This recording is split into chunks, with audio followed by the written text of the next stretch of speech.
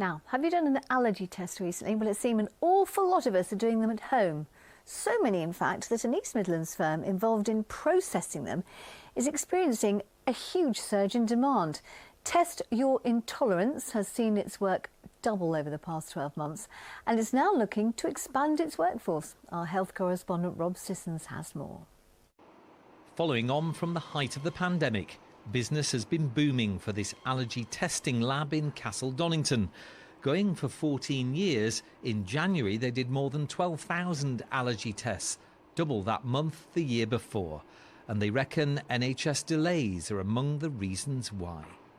We've seen more people get interested in their health. I think the pressures on the NHS have encouraged people to take a more active role in understanding what's going on in their bodies. And I think the convenience of blood spot technology has helped.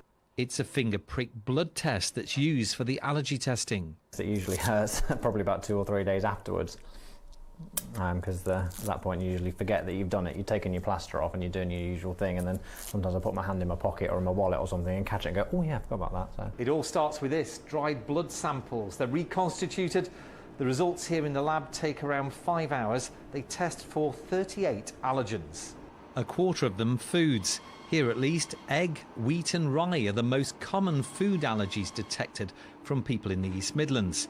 Pollen allergens are also looked for. One of the latest results is in. Yes, so we found some high allergic reactions to wheat, rice, soy. We've got hazelnut and almond in there, and then on the hay fever side we've got timothy grass as a high reaction.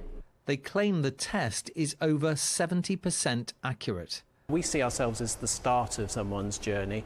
They get their tests, they then do the testing, the results then come through, and it helps them understand what allergens may be affecting their body, and then they can take a path either to medical consultation or to nutritional therapy or an elimination diet.